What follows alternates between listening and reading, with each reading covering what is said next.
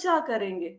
अब हम लोग चर्चा कर रहे हैं ना, कहते जो भी इस प्रश्न को सुनेगा, इसके उत्तर को सुनेगा, उसका बहुत ही ज़्यादा कल्याण होगा, लोगों का बहुत ही ज़्यादा भला होगा। तो आपने साधारण जनता के कल्याण के लिए प्रश्न पूछा है। और क्या कह रहे हैं?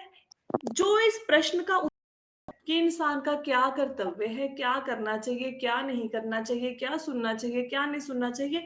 तो इस प्रश्न का उत्तर सुनने का विषय है। इस प्रश्न का उत्तर ज़िंदगी में और भले ही कुछ सुनो ना सुनो, इस प्रश्न का उत्तर ज़रूर सुनना चाहिए, ठीक है? और जितने भी लोग स्पिरिचुअलिटी में हैं, अध्यात्मवादी हैं, जो भगवान की भक्ति में लगे हुए हैं, उन सबको ये प्रश्न बहुत अच्छा लगता है। तो सबसे पहले श्लोक में सुखदेव गोस्वामी जी ने इस प्रश्न की परीक्षित महाराज की कि क्या कर्तव्य है हर व्यक्ति का, उसकी प्रशंसा की है। आगे चलते हैं।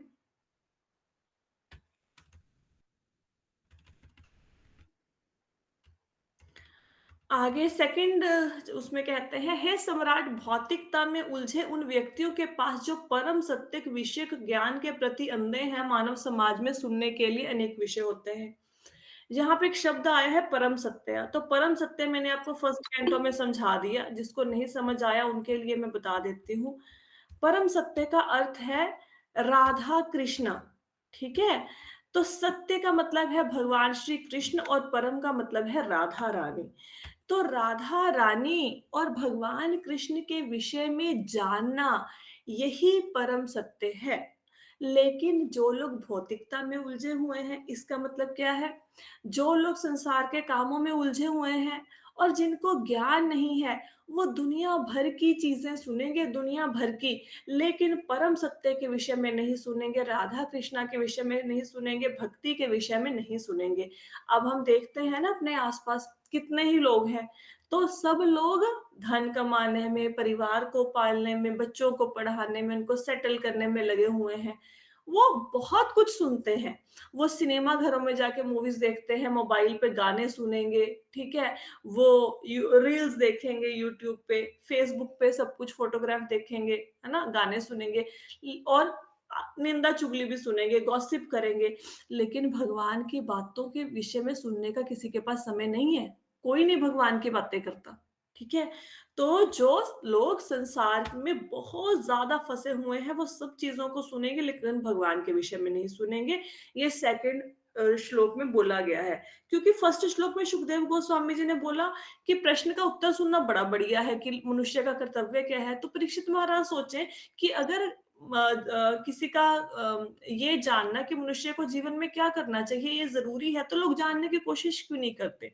इसके विषय में सुनते क्यों नहीं हैं? तो सुखदेव गोस्वामी जी कहते हैं क्योंकि उनको बाकी चीज़ें अच्छी लगती हैं। अब सिनेमा देखने वाले को सिनेमा देखना अच्छा लगता है, उसको नई कथाएँ अच्छी लगती। तो हर व्यक्ति भगवान के विषय में जिज्ञासा करे, ये ज़रूरी नहीं है। यहाँ पे इसके तात्पर्य में 2 शब्द आ रहे हैं, गृह मेधि और गृहस्थ। यहाँ पे अगर आप श्लोक देखेंगे ना, श्लोक में देखो लास्ट में है गृह मेधि नाम। ये शब्द इम्पोर्टेंट है, इसका मतलब मैं समझा देती हूँ। 2 तरह के लोग होते हैं, एक होते हैं गृहस्थी, एक होते हैं गृहमेधी, ठीक है? तो गृहस्थी और गृहमेधी में क्या अंतर है? जो गृहमेधी होते हैं, उनका पूरा ध्यान पैसा कमाने, बच्चों को पालने, बच्चों का करियर सेटल करने, अपने जीवन में सुख-सुविधाओं को अर्जित करने, घर, गाड़ी, बंगला, मकान बनाने में रहता है। पूरा फ़ोकस जीवन का अपने परिवार के प्रति, अपने प्रति रहता है, उसको कहते हैं गृहमेधी। गृहस्थी कौन होते हैं? ऐसा नहीं कि गृहस्थी बच्चे नहीं पालते, गृहस्थी धन नहीं कमाते, सब कुछ करते हैं वो, ठीक है? लेकिन वो ये सारे काम करते-करते मतलब बच्चों की रिस्पॉन्सिबिलिटी निभाते-निभाते, करियर बनाते-बनाते, परिवार को सेटल करते-करते, साथ में भगवान की भक्ति भी करते हैं। अगर धन कमाते हैं तो दान भी करते हैं, अगर उनके पास समय है तो कथा भी सुनते हैं, मंदिर भी जाते हैं, भगवान की सेवा भी करते हैं, ठीक है? भगवान का नाम भी जपते हैं। तो इन लोगों को कहा जाता है गृहस्थी।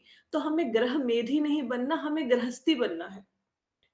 और जो गृहस्थी होता है वो सिर्फ सन्यासी के इक्वल होता है। अगर वो गृहस्थ जीवन के सारे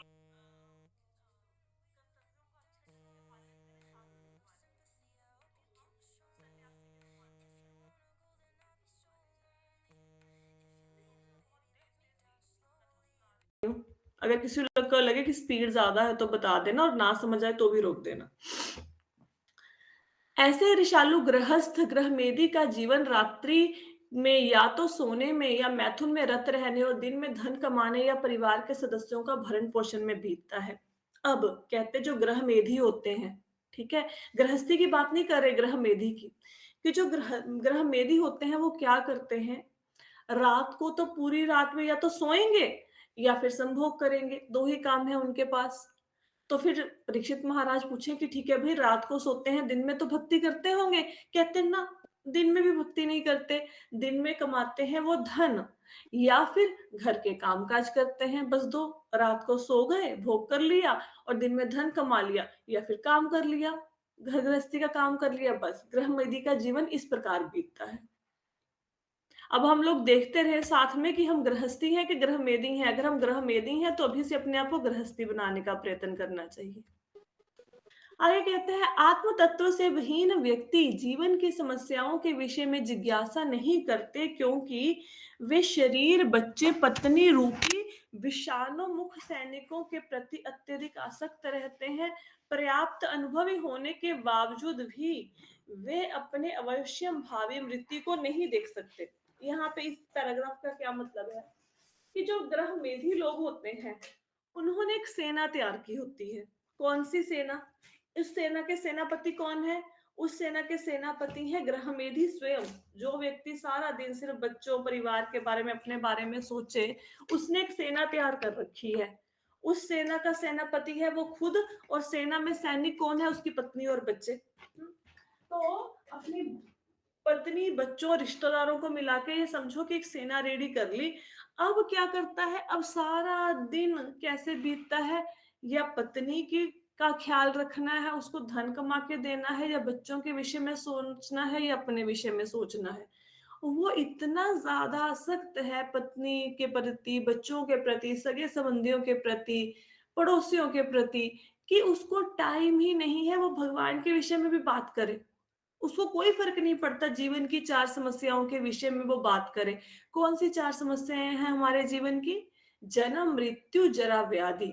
बार-बार जन्म लेना, बार-बार मृत्यु होना, बुढ़ापा आना और रोग आना, बीमारियाँ आना, ये जीवन की मेन समस्याएँ हैं। कोई बंदा इन समस्याओं से बच नहीं सकता।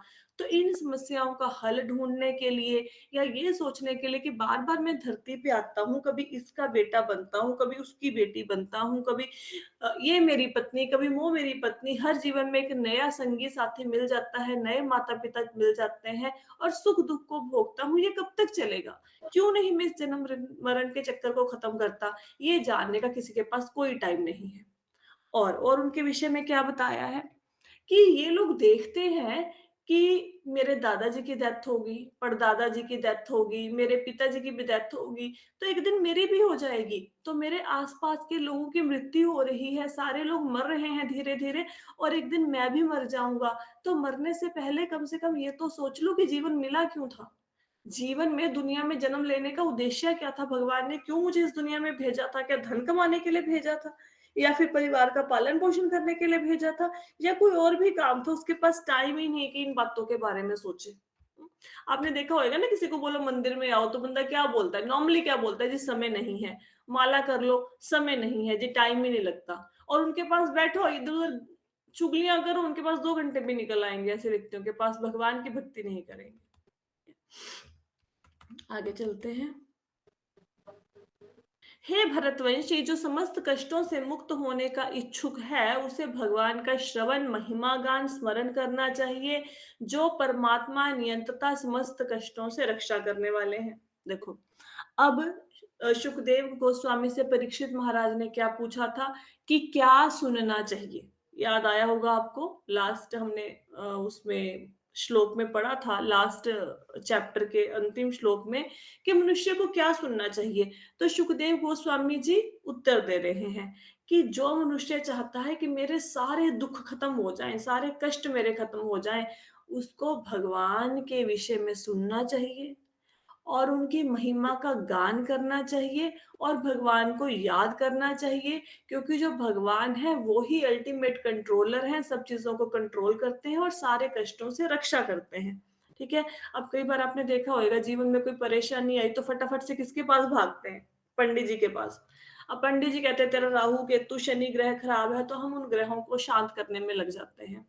हम कभी ये देखने की कोशिश नहीं करते जो मेरा राहु, केतु, शनि खराब है, इसका भी तो कोई बॉस बैठा होएगा ना इसके सिर पे भी। राहु का भी तो कोई बॉस होगा, केतु का, शनि का भी तो कोई बॉस होगा ना। तो क्यों ना जो उनके ऊपर बैठे हैं, जो उनके मालिक हैं, की शरण में जाएँ और अपने कष्टों का निवारण कर लें। हम वो नहीं करते, हम अपने पंडितों के पास जाके अपने कष्टों का निवारण अलग-अलग उपाय करके करते हैं, है ना? हमें करना क्या चाहिए? हमें शनि, केतु, राहु ग्रह को शांत नहीं करना चाहिए। ग्रह तो इतने सारे हैं, कौन-कौन से ग्रह को शांत करोगे? शनिदेव को शांत करोगे, सूर्यदेव को गुस्से हो जाएँगे, सूर्यदेव को शांत करोगे, मंगल ग्रह खड़ा हो जाएगा। ग्रह नहीं शांत होने वाले। तो जो इन सबके बॉस हैं, जिनके अंडर ये सारे काम करते हैं भगवान कृष्ण, सीधे उनके पास जाओ, उनसे प्रार्थना करो, वो भगवान कृष्ण अपने आप सबको आदेश देंगे जो उनके अंदर ये ग्रह काम करते हैं कि भई ये मेरा भक्त है, इसको तंग नहीं करना है तुम सारे ग्रहों ने, और सबके सब ग्रह शांत हो जाएँगे। ठीक है ना? तो समस्त कष्टों से मुक्ति पाने के लिए भगवान के विषय में सुनो, उनके विषय में लोगों को सुनाओ, उनकी महिमा का गायन करो और उनको याद रखो। ठीक है, ये बताया गया। समझ आ गया जीवन में क्या सुनना चाहिए? भगवान के विषय में। कौन से भगवान? पहले भगवान क्लियर कर लो। भगवान डज़न्ट मीन शिव, भगवान डज़न्ट मीन देवी भगवती, ब्रह्मा, ये भगवान की बात नहीं हो रही है। इसलिए चैप्टर जब शुरू हुआ, कहाँ से शुरू हुआ? ओम नमो भगवते वासुदेवाय।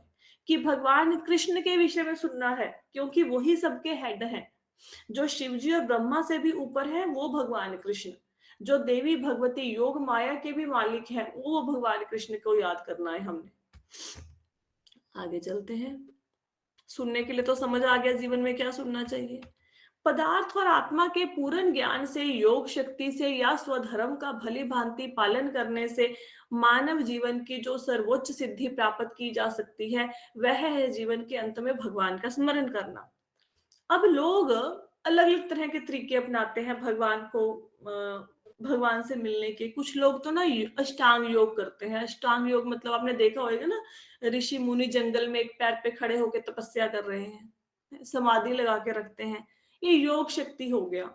एक वर्ड आया पदार्थ और आत्मा के पूर्ण ज्ञान से। इसका मतलब क्या है? एक तो हम हैं आत्मा, हम लोगों का मतलब ये शरीर से बात नहीं हो रही, आत्मा की बात हो रही है। और पूरे जगत में बाकी जो कुछ भी दिख रहा है, धरती, अग्नि, वायु, आकाश, नदियाँ, झीलें, ये घर-बार, फर्नीचर, आकाश पताल, जो कुछ दिख रहा है, इन सबको कहते हैं पदार्थ, ठीक है? शरीर भी पदार्थ ही है हमारा। तो कुछ लोग लगे हुए हैं आत्मा और आसपास के जितने चीजें हैं इनका एनालिसिस करने के लिए, ठीक है, इनके विषय में ज्ञान प्राप्त करने के लिए। या कुछ लोग लगे हुए हैं अपने अपने धर्म का पालन करने के लिए। धर्म का पालन मतलब है ब्राह्मण ब्राह्मण का काम कर रहा है, क्षत्रिय क्षत्रिय का, वैश्य बिजनेसमैन बिजनेस कर रहा है, शूद्र लेबर कर रहा है, ये सारे काम कर रहे हैं। तो इन सब के द्वारा, इन सबको करने से जो अल्टीमेट सिद्धि मिलेगी वो मिलेगी अंत में भगवान के नाम का स्मरण करना। जो व्यक्ति अष्टांग योग कर रहा है, जो व्यक्ति एक टांग पे खड़ा वहां पे तपस्या कर रहा है, आपको पता वो क्यों तपस्या कर रहा है? वो इसलिए कर रहा है ताकि वो जीवन के अंतिम समय में उसके मुख से राम नाम निकले, वो भगवान को याद कर पाए। योगी योग क्यों करते हैं? देखो, जब हमारी मृत्यु होती है ना, तो हमारी जो आत्मा निकलती है, वो 2 द्वारों से निकल के बाहर जाएगी, जो ऊपर के द्वार से या नीचे के द्वार से। नीचे के द्वार से मतलब ये होता है, आपने देखा होगा जिन लोगों की मृत्यु होती है, कई लोग ना मरने के टाइम पे थोड़ी-सी वो मल-मूत्र का त्याग कर देते हैं। आपने देखा होगा मरने के टाइम पे।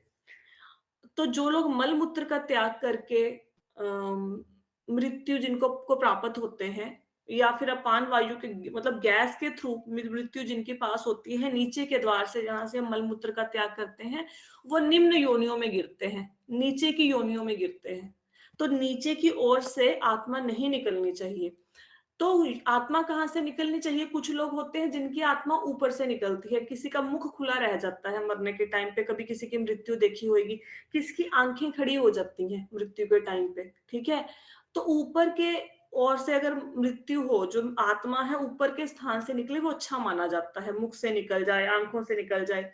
जो जोगी तपस्या करते हैं वो क्या करते हैं? मृत्यु के समय अपनी योग शक्तियों के द्वारा अपनी आत्मा को ब्रह्मरंध्र से बाहर निकालते हैं। मतलब जो अपना सिर है ना, तो सिर के बीच में जहाँ पे आपने देखा होगा छोटे बच्चों का तालू कहते हैं, मतलब थोड़ा सॉफ्ट सॉफ्ट सा सिर होता है ना, जहाँ पे जब बच्चे का जन्म होता है फिर धीरे-धीरे हार्ड हो जाता है, वो यहाँ से अपनी आत्मा को निकालते हैं, अपनी योग शक्तियों के द्वारा।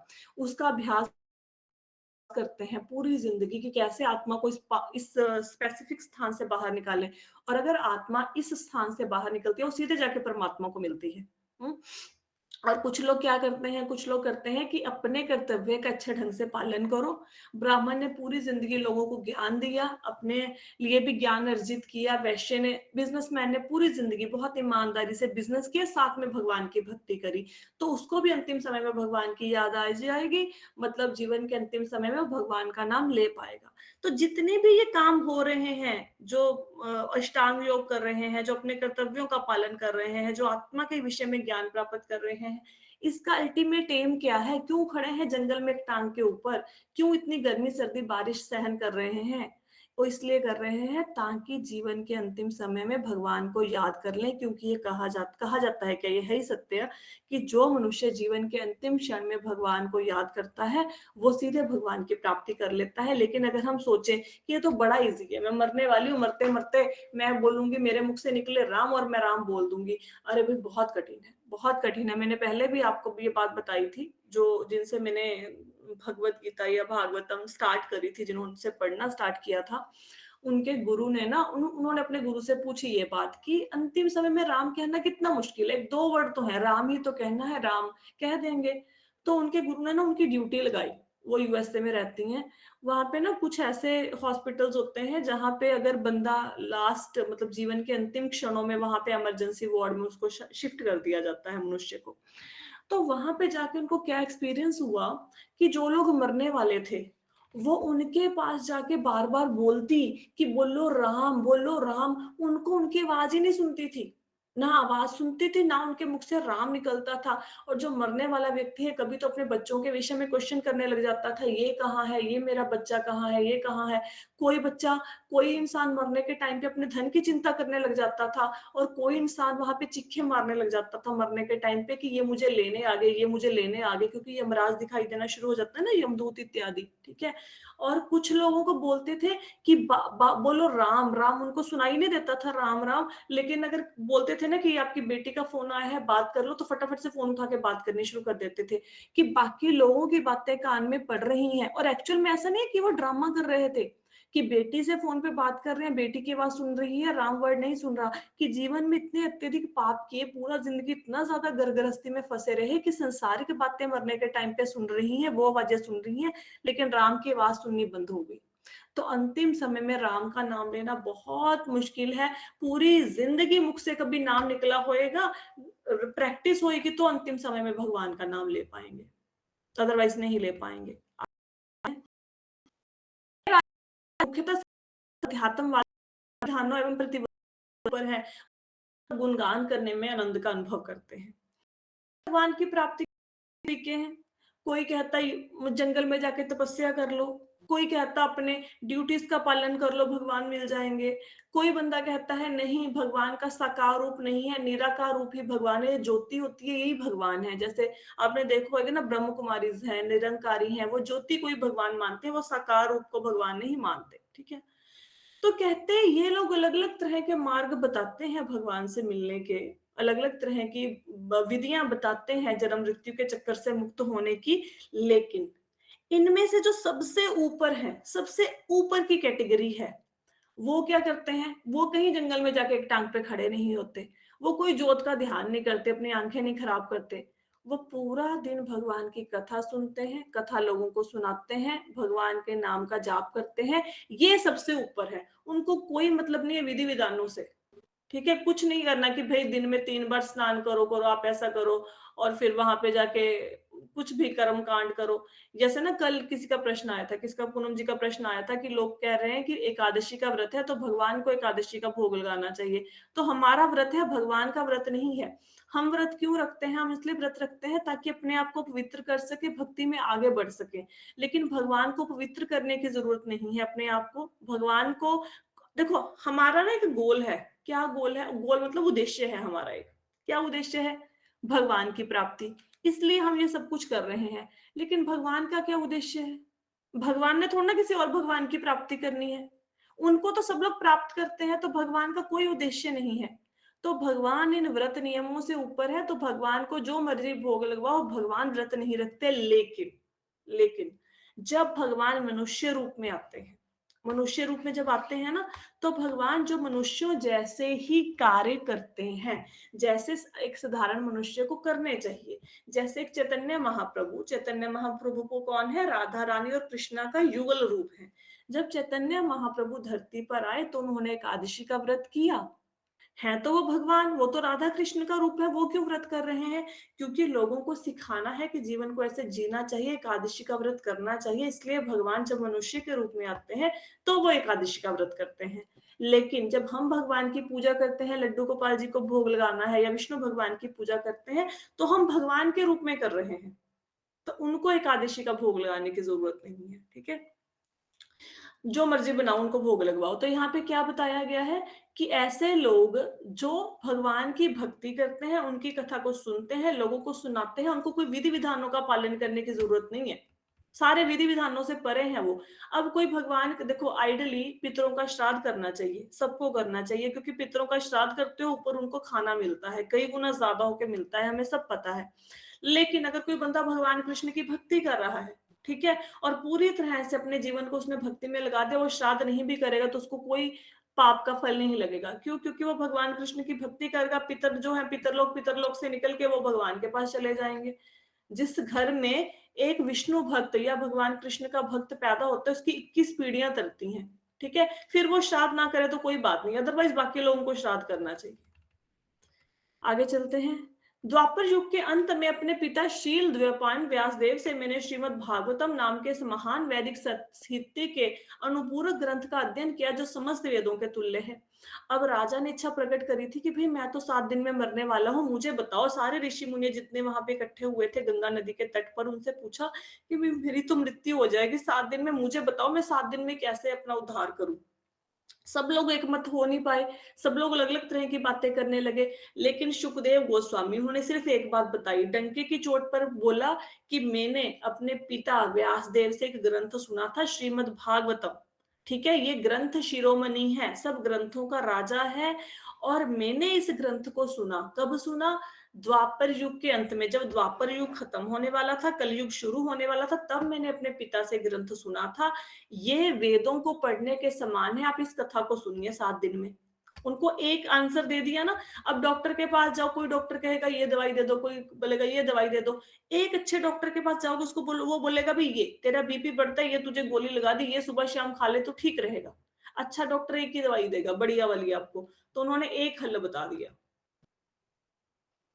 और ये भी बताया कि मैंने खुद ने सुना है भई, ऐसा नहीं कि आपको सुना रहा हूँ, मैंने खुद ने सुना है और आप भी इसको सुनिए। हे रजऋषि, मैं दृढ़ता पूर्वक अध्यात्म में पूर्ण रूप से स्थित था, तथापि मैं उन भगवान की लीलाओं के वर्णन के प्रति आकृष्ट हुआ, जिनका वर्णन उत्तम श्लोकों द्वारा किया जाता है। बहुत इंपॉर्टेंट श्लोका है।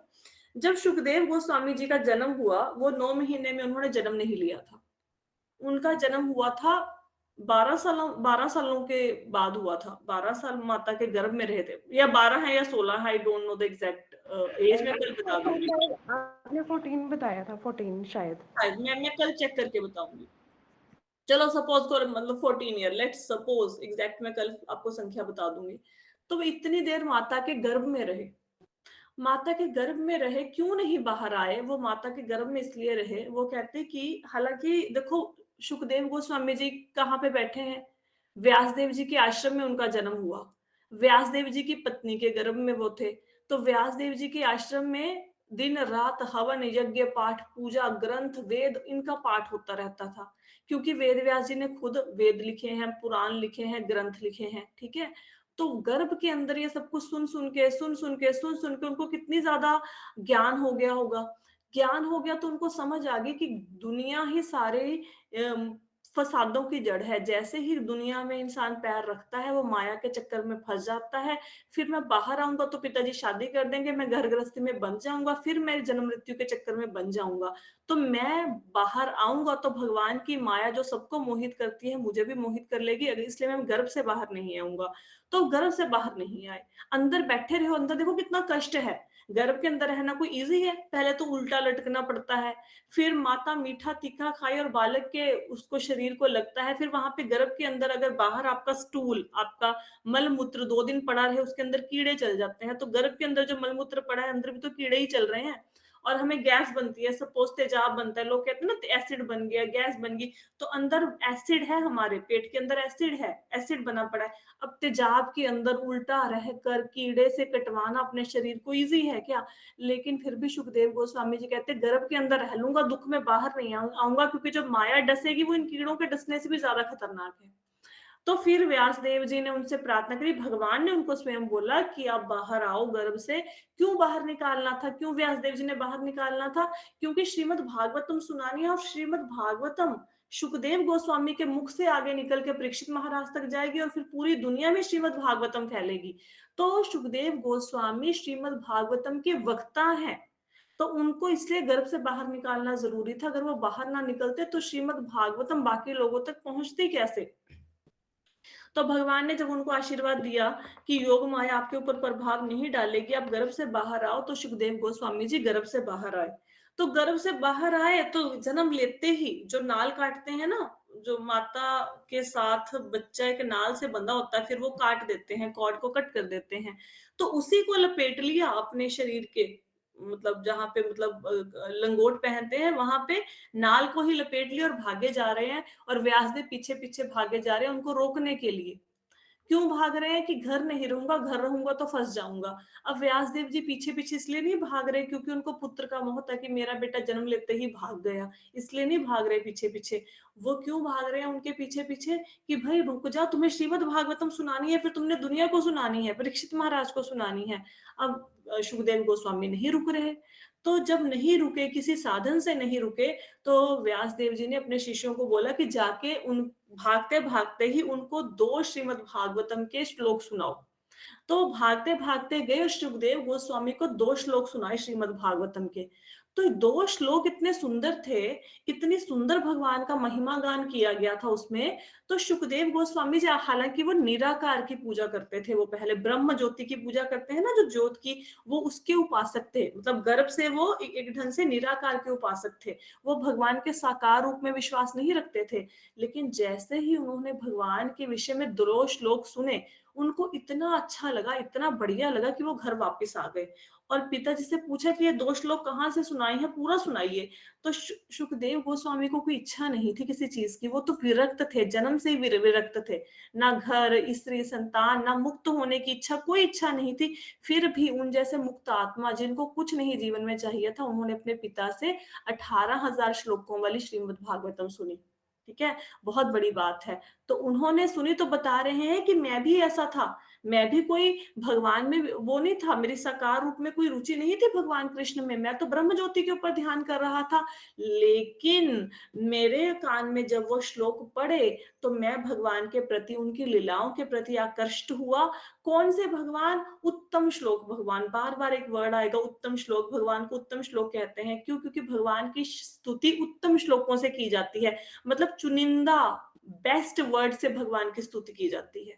चुने हुए बेस्ट शब्दों के द्वारा भगवान की स्तुति की जाती है, इसलिए उनको उत्तम श्लोक कहते हैं। तो कहते हैं मैंने भी भगवद गीता के 2 श्लोक सुन के मैं कृष्ट हुआ था और मैंने भगवान की लीलाओं का गुणगान सुना। कृपया आप भी उस गुणगान को सुनें। ठीक है? आगे है मैं उसी लास्ट श्लोक कर रहे हैं। मैं उसी श्रीमद् भागवत को आपको सुनाने जा रहा हूँ क्योंकि आप भगवान कृष्ण के अत्यंत निष्ठावान भक्त हैं। जो व्यक्ति श्रीमद् भागवत को पूरे मनोयोग से तथा सम्मान पूर्वक सुनता है, उसे मोक्षदायक परमेश्वर की अविचल श्रद्धा प्राप्त होती है। अब सब लोग जितने श्रीमद् भागवतम सुन रहे हैं, आपको समझ आ गया आपको क्या मिलेगा? क्या कहते हैं कि मैं आपको श्रीमद् भागवतम सुनाने जा रहा हूँ।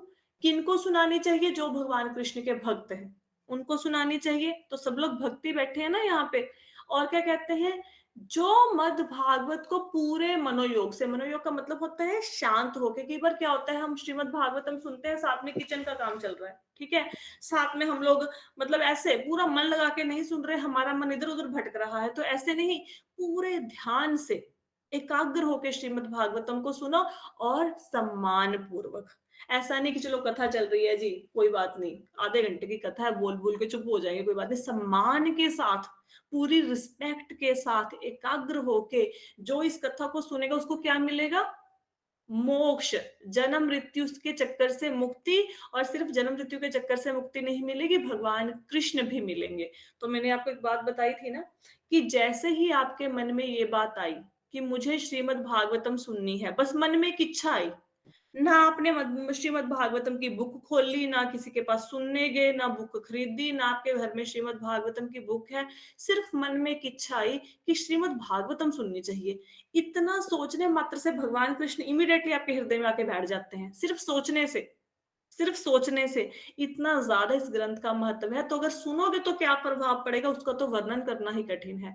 तो कहते हैं वो श्रीमद् भागवतम, देखो सुखदेव गोस्वामी जो है ना, वो साधारण मनुष्य नहीं है। वो स्वयं भगवान कृष्ण का अंशावतार ही है एक ढंग से, ठीक है? तो वो बोल रहे हैं परीक्षित महाराज को। परीक्षित महाराज कौन? पांडवों के पड़पोते। पांडव कौन? जो भगवान कृष्ण के भाई थे, उनके फ्रेंड थे, वो पांडुपुत्र। उनके पोते को अगर मरने के टाइम पे, जिनकी मृत्यु 7 दिनों के अंदर होनी है, कोई बंदा ये बोल रहा है, ये श्रीमद् भागवतम सुनो आपका उद्धार होगा, तो कितना महान ग्रंथ होगा वो। दूसरी बात, जो पिता अपने बेटे को देता है ना, सबसे बेस्ट चीज देता है। व्यास देव जी ने 4 वेद लिखे हैं, 18 पुराण लिखे हैं, 108 उपनिषद लिखे हैं, रामायण महाभारत लिखे हैं। ये सब में से उनके बेटे कौन? सुखदेव गोस्वामी। उनको वेद नहीं सिखाए, उनको पुराण नहीं सिखाए, क्या सिखाया? श्रीमद् भागवतम। तो पिता बेटे को बेस्ट चीज देगा ना, अपने बेटे को सबसे अच्छी चीज देगा। तो उन्होंने अपने पुत्र को श्रीमद् भागवतम दिया। तो श्रीमद् भागवतम की कितनी ज्यादा महिमा है, इसका हमें सुनना चाहिए। तो लेकिन सुनने के 2 तरीके, एक तो श्रद्धा से और एक एकाग्र होकर सुनो, तो हमें भी मुक्ति मिलेगी, राइट? तो अब किसी का कोई प्रश्न है तो बता दो मुझे। एकादशी कल हरे थी, कृष्ण। आज पारण है उसका सुबह। हरे कृष्ण माता जी। मैंने ये पूछना था, वो जो आपने एक मिनट पदार्थ। पूनम जी, एक मिनट, किसी का ना फोन पे प्रश्न आ रहा है। हाँ जी, बताइए। हाँ, एकादशी कल की थी, आज व्रत खोलना है। ठीक है। ठीक है, ओके। आप बताओ।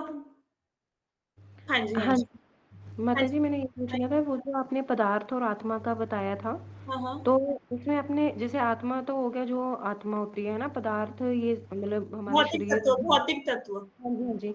तो मतलब कि आप क्या बता रहे थे, पदार्थ में जो ध्यान करता है वो मुक्त मतलब वो नहीं, नहीं, सब देखो मैं बताती हूँ। ये ना, इसको सांख्य योग कहते हैं। अगर आपको सांख्य योग, आपने बार-बार ना एक शब्द आएगा, अगर आप भगवत गीता भी पढ़ेंगे, वहाँ पे भी सांख्य योग से शब्द आता है, भागवतम में भी आता है। सांख्य योग का मतलब क्या होता है? सांख्य योग का ज्ञान भगवान कपिल ने अपनी माता देवहूति को दिया था। तो कपिल भगवान जो हुए हैं, भगवान के अवतार हैं, वो देवहूति को उन्होंने अपनी माता को पदार्थ और आत्मा के विषय में ज्ञान दिया था। तो उसमें उन्होंने 24 तत्व बताए थे जिससे पूरी दुनिया बनी है। 24 तत्व मतलब कैसे समझाऊँ इसको? 24 इंग्रीडिएंट्स। आप खाना बनाते हो, दाल बनाते हो, उसमें दाल डालते हो, नमक, मिर्ची, हल्दी डालते हो ना? तो इसमें 4 इंग्रीडिएंट हो गए ना? ऐसे जो संसार बना है वो 24 तत्वों से बना है। तो 24 तत्वों का ज्ञान अपनी माता को दिया था। तो ये आत्मा का और 24 तत्वों का ज्ञान, इनको बोलते हैं सांख्य दर्शन। तो कुछ लोग होते हैं वो इनके थ्रू भगवान की प्राप्ति करते हैं। इसका मतलब क्या है? वो देखते हैं जो जितनी भी चीजें हैं, 24 तत्व ये नश्वर हैं, आत्मा शाश्वत है, आत्मा हमेशा रहेगी। तो वो आत्मा में ध्यान करते हैं और आत्मा के अंदर परमात्मा के दर्शन करते हैं, क्योंकि आत्मा और परमात्मा साथ-साथ बैठे हैं। तो कुछ लोग इसके द्वारा भगवान की प्राप्ति तो नहीं होती उनको, क्योंकि वो निराकार की उपासना एक ढंग से करते हैं। लेकिन हाँ, फिर भी उनको मुक्ति तो ज़रूर मिलती है, ऐसा। माता जी, मतलब वो पदार्थ के बारे में मतलब एनालिसिस क्या करते हैं, मतलब एनालिसिस वो एनालिसिस का मतलब होता है, जैसे मैं आपको बोलूँ कि ये मैंने आपके सामने, अंजलि माता जी बोलेंगे, फिर खीर की एग्जांपल दे दी, माता जी को खीर अच्छी लगती है, भाई और कोई एग्जांपल दिमाग में आती नहीं है। अब आपने, आपके सामने किसी ने खीर बना के रख दी, अब आपको लगी अच्छी, अब आपने बोला कि ये कैसे बनी है, तो आप देखोगे ना, सपोज ऐसे पूछना भी संभव ना हो, आप किसी के घर में गए हो कि कैसे बनी है, तो आप थोड़ा सा एनालिसिस करने की कोशिश करते हो, अच्छा ये चावल का टेस्ट आ रहा है, ये बादाम डाला हुआ है, चीनी भी है, इसमें दूध भी है, ऐसे बनी होएगी। या फिर आपने उस बंदे से पूछ लिया कि भाई ये बनाई कैसे है, तो आप उसका एनालिसिस कर रहे हो ना। कि वो जो चीज़ बनी है खीर, वो किस-किस चीज़ को मिला के किस प्रोसेस के द्वारा बनी है। तो एनालिसिस का मतलब होता है पूरी दुनिया जो बनी है वो कैसे बनी? कैसे पृथ्वी, जल, अग्नि, वायु, आकाश बने? कैसे हम लोग अस्तित्व में आए? तो इसको एनालिसिस करना कहते हैं, इसको बोलते हैं सांख्य दर्शन। क्लियर हुआ? हाँ जी, मतलब और कोई क्वेश्चन है किसी का? नहीं है? ठीक है। So thank you so much everyone for joining the session. Hare Krishna. Hare Krishna.